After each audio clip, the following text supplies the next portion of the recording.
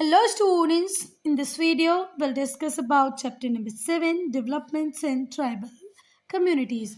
Student, the entire chapter is completely dedicated to tribal communities. Tribal communities are the communities which is living in interior forest areas.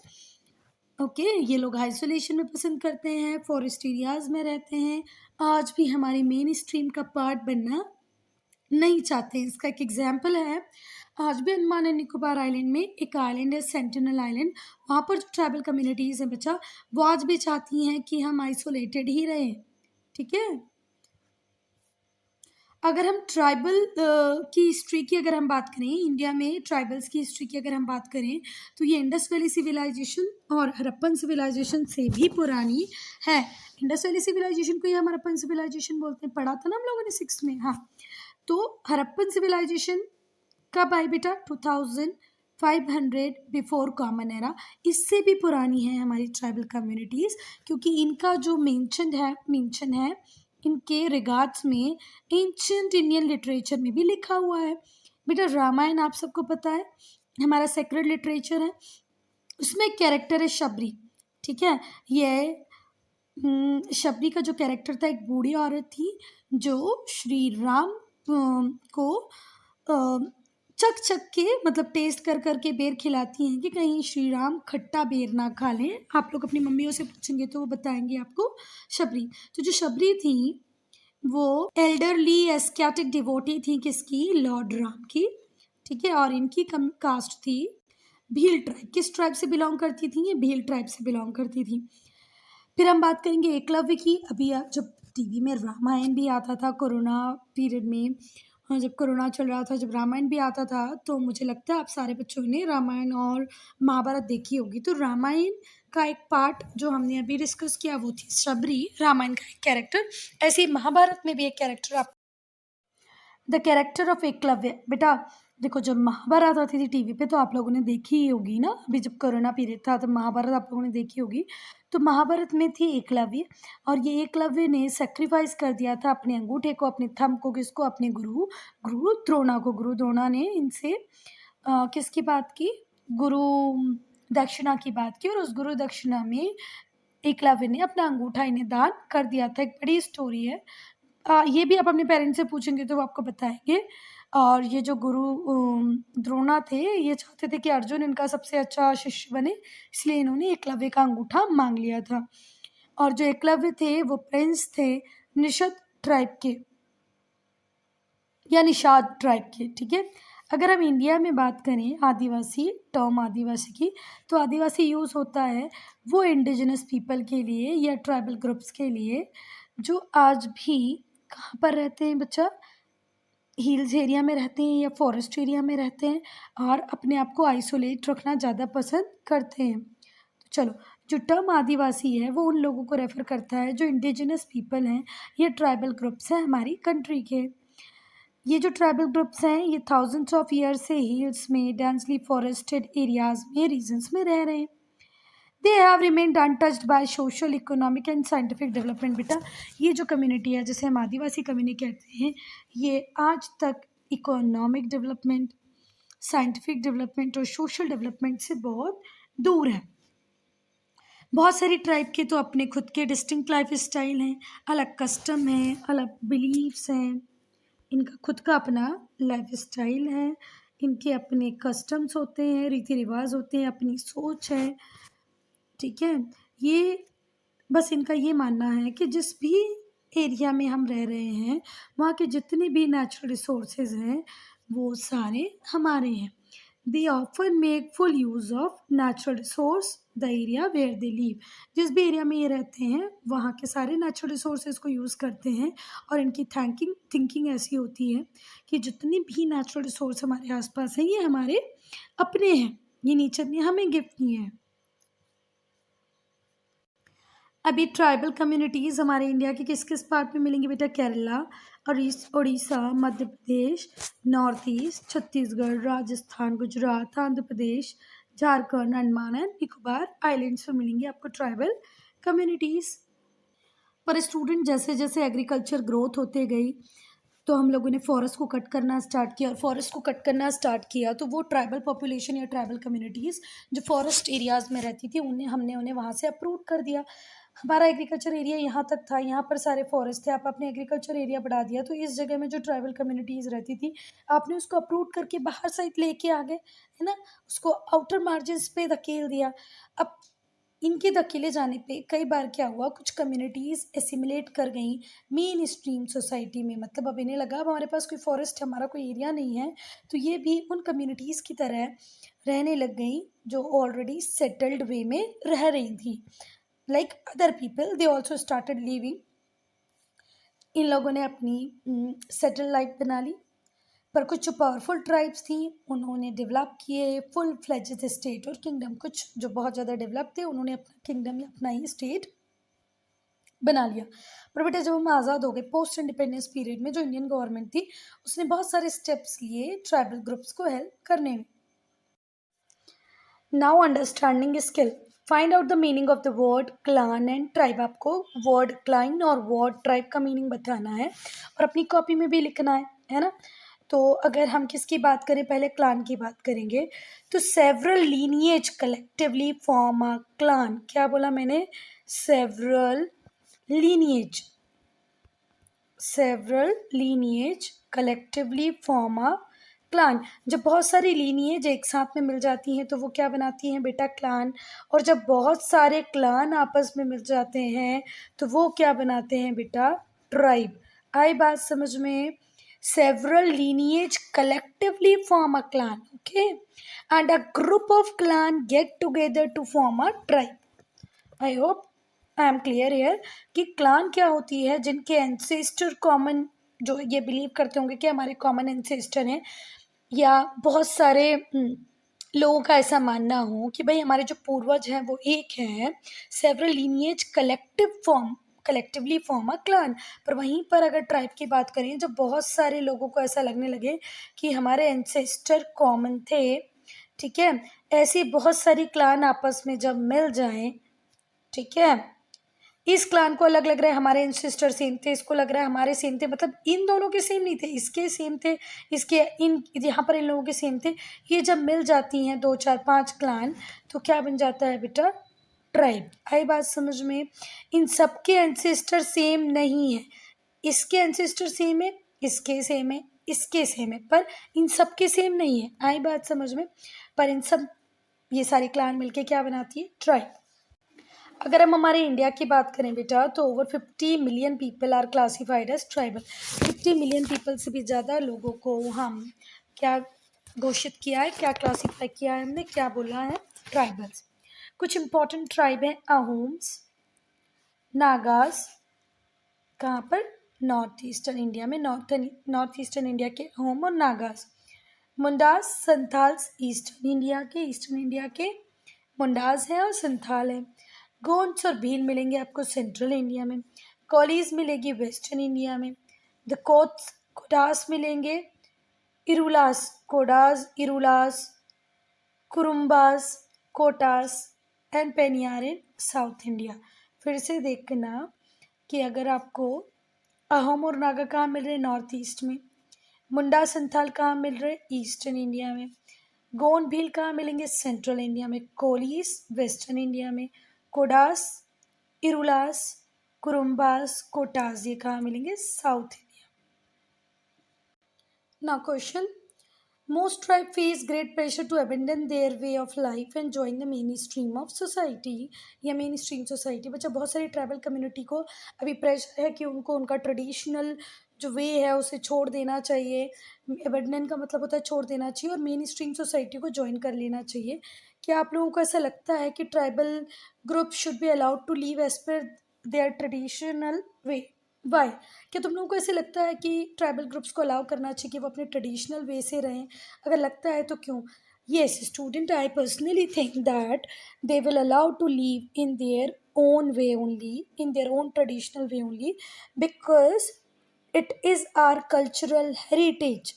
ये हम blessed हैं कि हमारी country में इतनी सारी डिफरेंट डिफरेंट कल्चरल हेरिटेज हैं। आज अगर हम उनका ट्रेडिशनल वे ख़त्म कर देंगे तो इन फ्यूचर हमें वो जो हमारा कल्चरल हेरिटेज था, लोग हमें बोलेंगे कि आपके पास इतना कल्चरल डाइवर्सिटी था, आप उसको भी सेव करके नहीं रख पाए। तो ये ज़रूरी है कि हम उन लोगों को अलाउ करें, please leave in your own cultural traditional way. यही तो हमारी कंट्री की खूबसूरती है कि अलग अलग लोग हैं, अलग अलग टाइप से रहते हैं, तो हमें उनको उनके तरीके से रहने देना चाहिए। Even UNESCO said this, UNESCO भी यही बोलता है कि let them live in their own way. Now sources, वो सोर्सेज जिनके थ्रू हम ट्राइबल कम्युनिटीज़ को जान पाते हैं। तो बेटा एंथ्रोपोलॉजी, एंथ्रोपोलॉजी क्या होती है? Study of tribal life, society. Science का ही एक पार्ट होता है एंथ्रोपोलॉजी, जिसके थ्रू आप किसकी स्टडी करते हैं? ट्राइबल लाइफ की, ट्राइबल सोसाइटी की। एंथ्रोपोलॉजी बेसिकली, एंथ्रोपोलॉजी स्टडी है किसकी? ह्यूमन ओरिजिन की। ह्यूमन का ओरिजिन कैसे हुआ, कल्चर का ओरिजिन कैसे हुआ, सोशल रिलेशनशिप ह्यूमन बींग्स के बीच में कैसे डेवलप हुए। अगर आप इन सबको पढ़ रहे हैं मतलब आप एंथ्रोपोलॉजी पढ़ रहे हैं। और वो स्कॉलर जो एंथ्रोपोलॉजी प्रैक्टिस करते हैं उन्हें क्या कहते हैं? एंथ्रोपोलॉजिस्ट। ठीक है, ये स्टडी करते हैं ट्राइबल्स की, कैसे उनके बीच में रहकर ही ये एब्जॉर्ब करते हैं स्मॉल से स्मॉल डिटेल को, उनकी लाइफ स्टाइल की, उसको ऑब्जर्व करने के बाद ये बताते हैं भाई कि उनके कैसे कस्टम है, कैसे ट्रेडिशन है। Historian uses their writing as a source, और जितने भी हिस्टोरियन हैं वो ये जो एंथ्रोपोलॉजिस्ट हैं इनकी जो रिकॉर्ड्स हैं, उनकी जो राइटिंग है उसको सोर्स की तरह यूज़ करते हैं और फिर ट्राइबल कम्युनिटीज़ के रिगार्ड में पढ़ते हैं हमारे historians. As very few written record exist about them, पर हम लोग ये देखते हैं कि बेटा हमारी ट्राइबल कम्युनिटीज़ के रिगार्ड में बहुत कुछ लिखा हुआ नहीं है, बहुत कम रिकॉर्ड्स हैं। Anthropologist have identified some most important feature, anthropologist ने कुछ इम्पॉर्टेंट फीचर्स को आइडेंटिफाई किया है जो सारे ही ट्राइबल, ये जो कैरेक्टर्स है ये सारे ही ट्राइबल ग्रुप में आपको मिलेंगे। पहला कैरेक्टरिस्टिक्स है जो हमारे एंथ्रोपोलॉजिस्ट ने आइडेंटिफाई किया वो कि ये जो ट्राइबल कम्युनिटीज़ होती हैं ये आइसोलेशन में रहना पसंद करती हैं, ये सोसाइटी के मेन स्ट्रीम में मिलना पसंद नहीं करती हैं। So first tribes leave in relative isolation from society, वो सोसाइटी से थोड़ा सा अलग जाके रहते हैं। And second point that is given by anthropologist, noticed by historian, that they are economically self sufficient, मतलब जो हमारी ट्राइबल कम्युनिटी है वो इकोनॉमिकली सेल्फ सफिशिएंट है।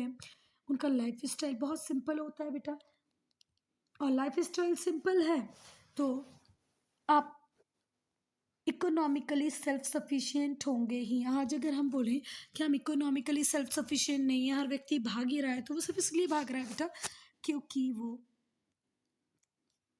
सिंपल लाइफ स्टाइल में बिलीव नहीं करता है। उसे हर चीज़ अच्छी चाहिए, परफेक्ट चाहिए, ब्रांडेड चाहिए, डिज़ाइनर चाहिए। तभी तो हम इतना परेशान है। Tribal community economically self sufficient है कुछ ज़्यादा ना करके भी, क्यों? क्योंकि उनके जो नीड्स हैं वो बहुत सिंपल है। दे प्रैक्टिस सबसिस्टेंस एग्रीकल्चर, ये किसको प्रैक्टिस करते हैं बेटा? सबसिस्टेंस एग्रीकल्चर को प्रैक्टिस करते हैं। Cultivating only as much they require for them self, उतने ही पार्ट को कल्टिवेट करते हैं, उतना ही फूड ग्रो करते हैं जितना उनकी रिक्वायरमेंट है, उससे ज़्यादा नहीं। कुछ ट्राइब्स तो नोमैडिक है, nomadic means they are moving from one place to another, इनमें हर्ट्समैन भी होंगे है ना। Nomadic tribes are those which are moving from one place to another in search of food and fodder. कुछ tribe पेस्टरलिस्ट हैं and cattle herders हैं, वो अपने एनिमल्स के साथ पास्चर लैंड के लिए, मतलब वो लैंड जहाँ पर घास मिल जाएगी, ग्रेजिंग लैंड मिल जाएगा, पास्चर लैंड मिल जाएगा, उसकी तलाश में घूमते रहते हैं। तो कुछ ट्राइबल कम्युनिटीज़ नोमैडिक है, कुछ tribal communities pastoralists and nomadics, मतलब move from one place to another. और पेस्ट्रोलेट्स को अलग कैसे कर दिया इन्होंने? क्योंकि ये कैटल्स के साथ मूव कर रहे हैं, तो pastoralists. Very few tribe still practice hunting and gathering, इसमें से कुछ ट्राइब ऐसी हैं जो हंटिंग एंड गैदरिंग को भी प्रैक्टिस करती हैं। हंटिंग मतलब शिकार करना, और गैदरिंग मतलब जो आसपास है उसको इकट्ठा कर लेना। ट्राइबल कम्युनिटी बेटा नेचर के बहुत क्लोज है। ट्राइबल्स का बिलीव है एंसेस्टर वर्शिप पे, टोटेम वर्शिप पे, नेचर वर्शिप पे, तो ट्राइबल किस किस को वर्शिप करते हैं बेटा? एंसेस्टर वर्शिप मतलब अपने पूर्वजों को वर्शिप, पूर्वजों की पूजा करते हैं। पूर्वज मतलब अपने जो एंसेस्टर हैं, दादा के पापा, पापा के दादा, मतलब वो सारे लोग। टोटम वर्शिप, टोटम वर्शिप का मतलब होता है कुल देवता। ठीक है, आप अपनी मम्मियों से पूछें या पापा से पूछें, दादी वगैरह हैं घर में तो वो बताएंगी। आपकी भी खुद के सभी के कुल देवता होते हैं। ठीक है, तो ये लोग पूर्वजों की पूजा की करते हैं, अपने जो बड़े बूढ़े हैं उनकी पूजा करते थे जिनकी डेथ हो गई है। कुल देवता की पूजा करते थे। नेचर मतलब वाटर की पूजा करें, माउंटेन की पूजा करें, रिवर्स की पूजा कर रहे हैं, है ना। They have distinct culture, language and their tradition. इनकी लैंग्वेज बिल्कुल अलग होती है, कल्चर अलग होता है और ट्रेडिशंस भी, रीति रिवाज भी बिल्कुल अलग है। अब हम लोग बढ़ेंगे बेटा एनालिटिकल स्किल्स में। एक एक्सट्रैक्ट जो किसने लिखा है? के एल कमात ने लिखा है। एक आर्टिकल था के एल कमात का, उससे एक्सट्रैक्ट लिखा गया है, जो कि उस टाइम के प्रेवलेंट एजुकेशन सिस्टम को बताता है जो ट्राइबल कम्युनिटीज़ में था सेंट्रल इंडिया में, जिसे गौतुल कहा गया। एंथ्रोपोलॉजिस्ट फील करते हैं कि गौतुल एक एंशियंट इंस्टीट्यूशन था, एक लिविंग यूनिवर्सिटी था, जहाँ पर कोई बुक्स नहीं चलती थी, कोई टेस्ट नहीं होते थे, लोगों को लाइफ एजुकेशन पढ़ाया जाता था। स्टूडेंट टीचर्स थे, टीचर्स स्टूडेंट्स थे। ये ट्रूली एक वंडर था। गौतुल टिपिकली लोकेट था, मतलब कहाँ पर लोकेशन थी गौतुल की? विलेज के बाहर। लॉन्ग टाइम तक, जहाँ तक लोगों को पता भी नहीं था कि कोई मतलब हॉस्टल यूनिवर्सिटीज़, लिविंग यूनिवर्सिटीज़ हो सकती है, उस टाइम में हमारे आदिवासीज़ ने इस यूनिवर्सिटी को बना भी दिया था। मतलब इस टाइम अगर हम वेस्टर्न वर्ल्ड की बात करें तो वहाँ पर ये अभी सोच ही थी, पर हमने इसको कर दिखाया था। जो खाली एम्प्टी ट्रैक्स थे लैंड के, वहाँ पर हम बच्चों को एजुकेट कर रहे थे। यहाँ पर वेजिटेबल्स ग्रो की जाती थी गोकुल गार्डन में, गौतुल गार्डन में वेजिटेबल्स ग्रो करते थे। And taught community living to the children, और बच्चों को कम्युनिटी के साथ में कैसे रहना है ये सिखाया जाता था। गौतुल एक कल्चरल सेंटर था। हर यूथ जो 6 साल से बड़ा हो जाता था वो ऑटोमेटिकली गौतुल का मेंबर हो जाता था। तो मुझे बताएं आप, गौतुल कैसे डिफरेंट है मॉडर्न सिस्टम ऑफ एजुकेशन? तो बेटा मॉडर्न सिस्टम ऑफ एजुकेशन में बुक्स होती हैं, एक स्पेसिफिक सिलेबस होता है जो कि बहुत वास्ट होता है, जिसको आपको पूरा करना पड़ता है। टेस्ट होते हैं, पर गौतुल में कोई टेस्ट नहीं होते थे, स्पेसिफिक बुक नहीं थी, बुक नहीं थी तो सिलेबस तो होगा ही नहीं। Would you like to study at ghotul, why और वाई नॉट? हाँ भाई, मैं होती तो मुझे गौतुल में स्टडी करना पसंद होता। क्यों? Because basically they were teaching what is necessary for our life. Unnecessary कुछ चीज़ नहीं पढ़ाई जाती थी, जो लाइफ की नेसेसिटीज़ हैं वो यहाँ पर पढ़ा दी जाती थी, and that is what basic necessary. आज भी हमारे लाइफ के लिए यही दोनों चीज़ें ज़रूरी है। तो अब हम लोग देखेंगे बेटा टू इंडियन ट्राइबल ग्रुप्स को, एक है गोंड सेंट्रल इंडिया के और दूसरे अहोम्स नॉर्थ ईस्टर्न इंडिया के। ठीक है, हम इनके सोशल कल्चरल ट्रेडिशंस को पढ़ेंगे और देखेंगे कि इनकी क्या इंपॉर्टेंस थी मिडवल इंडिया में।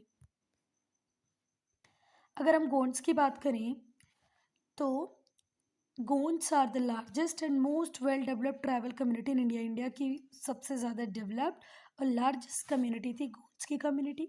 ये जो नेम है गोंड, ये तेलुगु वर्ड कोंडा से आया है, जिसका मतलब होता है हिल्स। हिल्स का मतलब होता है कोंडा, और कोंडा से ही वर्ड आया है गोंड। ये लोग कहाँ रहते हैं बेटा?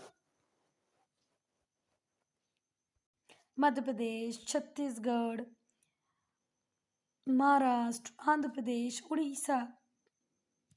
देयर आर मेनी सब groups among their language S Gondi.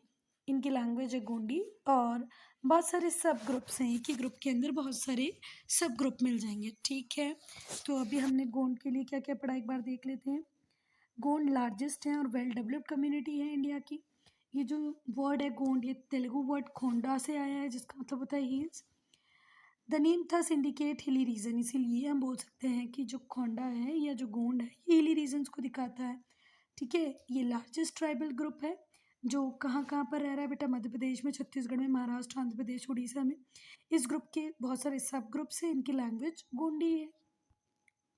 Gond state की अगर हम बात करें, हिस्टोरिकली जो सेंट्रल प्रोविंस था इंडिया का उसे कहा जाता था गोंडवाना, क्योंकि यहाँ पर कौन रहते थे बेटा? Gonds. It was known as Garha Katanga, इसका नाम क्या था? Garha Katanga. As many as 4 separate Gond kingdom, यहाँ पर 4 सेपरेट गोंड किंगडम थी ग्रह कटंगा में। कितनी किंगडम्स रहती थी? 4 गोंड किंगडम्स रहती थी। ये नॉर्थ सेंट्रल और सदर्न पार्ट में था, situated in northern central and southern part are mentioned in Aine Akbari. और इसका मेंशन किस में मिलता है तुमको? आईने अकबरी, जो अकबरनामा है आईने अकबरी, जो अबुल फजल में ने लिखा है। और ये जो 4 किंगडम्स थे ग्रैकटंगा के गोंड किंगडम्स, वो कहाँ कहाँ सिचुएटेड थे? नॉर्थ सेंट्रल और सदर्न पार्ट में। ये कहाँ पर मिलता है? मेंशन आईने अकबरी में। और इनकी कैपिटल थी मंडला, केरला, देवगढ़ और चंदा। जो गोंड कैपिटल थी, the Gond capital were built near a hill और रिवर। हिल और रिवर के पास बनाते थे अपनी कैपिटल। डेंस फॉरेस्ट से बॉर्डर करती थी। जब तक मुगल्स नहीं आए थे गोंड्स फ्री थे, इनके ऊपर किसी का डोमिनेशन नहीं चलता था। A large palace and forts built by them tell us about the immense power and wealth। इनके जो घर थे बेटा, बड़े बड़े पैलेसेस थे इनके पास, इन्होंने फोर्ट किले बना रखे थे, इसलिए हमें ये तो पता है कि इनके पास इमेंस पावर भी थी और वेल्थ भी थी। जब अकबर मुगल एम्परर बने, तब जो गोंड किंगडम था बहुत लार्ज और पावरफुल था। अकबर ने एनेक्स किया गोंड टेरिटरी को 1564 में। किससे? एक गोंड क्वीन से, जिनका नाम था रानी दुर्गावती। इन्होंने बहुत बढ़िया तरीके से लड़ाई की, पर एंड में मुगल रूल जीता और रानी दुर्गावती हार गई। The Gond ruled over their territories as vassal. और वेसल के थ्रू गोंड्स के ऊपर रूल किया किसने? मुगल्स ने। पेइंग दैम रेगुलर, ये जो वेसल्स होते थे ये रेगुलर ट्रिब्यूट, कुछ ना कुछ अमाउंट फूड ग्रेन किसको देते थे? मुगल्स को देते थे। इन द 18th सेंचुरी में क्या हुआ बेटा? Marathas crush the power of Gond kingdom. मराठाओं ने गोंड किंगडम की पावर को ख़त्म कर दिया। अब अगर हम सोसाइटी की बात करें तो गोंड स्मॉल विलेजेस में रहते थे, है ना। Gonds live in small villages and Hamlet's, जिसमें कि 20 से 50 फैमिलीज होती थी, 20 to 50 फैमिलीज होती थी।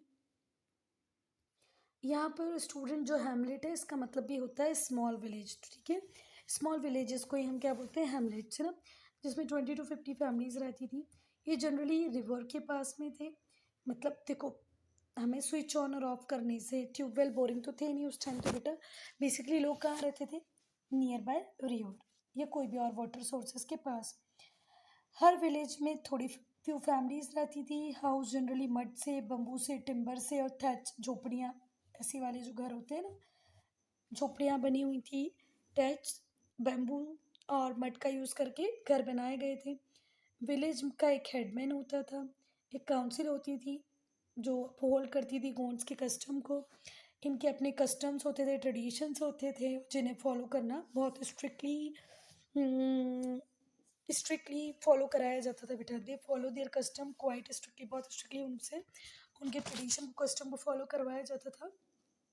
The Gonds were divided into clans. Gonds clans में डिवाइडेड थे, which are related through social norms and ritual. Gonds बहुत सारे क्लान में डिवाइडेड थे और जो एक दूसरे से रिलेट करते थे, एसोसिएट करते थे सोशल नॉर्म्स और रिचुअल की वजह से। They marry at the young age, बहुत छोटे में इन लोगों की शादी हो जाया करती थी। री marriage of widows and divorce is not uncommon among them. Remarriage बहुत कॉमन थी विडोज़ की और डाइवोर्स वुमेन की, ठीक है। Remarriage of widows and divorce women is not uncommon, मतलब बहुत कॉमन थी। इज़ नॉट अनकॉमन लिखा है ना, मतलब शादी हो जाती थी विडो की और डाइवोर्सी की भी। अगर इकॉनमी की बात करें तो एग्रीकल्चर इनका मेन ऑक्यूपेशन हुआ करता था।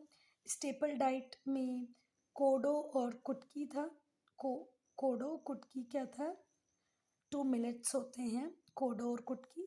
कुटकी तो खैर हम लोगों ने भी खाई है। Staple diet consist of 2 millets, kodo and कुटकी। वेजिटेबल्स ग्रो करते थे गार्डन्स में और फॉरेस्ट से भी कलेक्ट करके ले आते थे, रूट्स को, ट्यूबर्स को। हनी को गैदर करते थे फॉरेस्ट से। गोंड ट्रेडिशनल मेथड यूज़ करते थे बेटा कल्टीवेशन की, मतलब फार्मिंग की ट्रेडिशनल मेथड को ये यूज़ करते थे। Some of the Gond tribe still practice shifting cultivation. आज भी कुछ गोंड ट्राइब हैं बेटा जो आज तक क्या ही प्रैक्टिस करती है? Shifting cultivation. मेटल वर्क होता था, मतलब इनको लोहे से, तांबे से काम करना आता था। कारपेंट्री, मतलब फर्नीचर वगैरह बना लेते थे। कैटल रेयर करते थे, घर में एनिमल होते थे। हंटिंग, शिकार करना आता था। फिशिंग करना आता था और भी बहुत सारे इंपॉर्टेंट ऑक्यूपेशन थे। Gond craft people are adept at making beautiful bamboo basket. और गोंड क्राफ्ट पर्सन को बहुत सुंदर ब्यूटीफुल बम्बू बास्केट बनाना आता था। अगर हम रिलीजन की बात करें, धर्म की बात करें, तो जो गोंड्स थे वो बहुत ज़्यादा इन्फ्लुएंस थे, प्रभावित थे हिंदुइज्म से। वो बहुत सारी डाइटीज़ की पूजा करते थे, कॉल्ड परसापेन, ऑल्सो नोन एज बरादेव। बरादेव या परसापेन को ये लोग पूजते थे। उनका एक क्लोज बॉन्ड था नेचर के साथ, जो उनके सॉन्ग्स में, डांस में, रिलीजियस वर्शिप में दिखता था। इनका एक क्लोज बॉन्ड था नेचर के साथ, जो इनके गानों में, डांस और रिलीजियस वर्शिप में दिखता था। Their protectors are the spirits and the god and goddess who keep them from harm. इनको ऐसे लगता था कि हमें कुछ कोई स्पिरिट है जो हमें बचा रही है, भगवान है, देवी देवता है जो हमें सेफ रख रहे हैं किसी भी हार्म से। दे reverse the forest and worship Van Devi, the forest goddess. बेटा मैंने अभी इसको रिवर्स पढ़ा, ये रिवर्स नहीं, रिविया क्या है, they revere the forest and worship Van Devi. ये वन देवी को बहुत ज़्यादा रिविया करते थे, रेस्पेक्ट देते थे। ये क्या लिखा है बेटा, revere. They revere the forest and worship Van Devi. ये फॉरेस्ट को बहुत रिस्पेक्ट करते थे, वन देवी की पूजा करते थे। वन देवी बोले तो forest goddess. The village priest, village में एक पादरी, पीस्ट, ब्राह्मण, पंडित भी होता था, जिसे क्या बोलते थे, देवरी। ठीक है, वो सारे सेक्रीफाइसेस कराता था, सारे रिचुअल्स कराता था। जब भी कोई रिलीजियस धार्मिक सेरेमनी होती थी, तो ये जो प्रीस्ट था, जिसे वो लोग देवारी या देवरी भी बोलते थे, वो उनको पूजा पाठ कराता था। गोंड्स 4 क्लान्स में डिवाइडेड थे। ठीक है, each of which has its own deity and priest. और सबकी अपनी डाइटी मतलब होता है, डाइटी मतलब होता है भगवान, और प्रीस्ट मतलब होता है पुजारी। सबके अपने देवी देवता थे और पुजारी भी थे। ठीक है, so student, I am ending this video here. Only if you have any doubt, any problem, to write in comment section.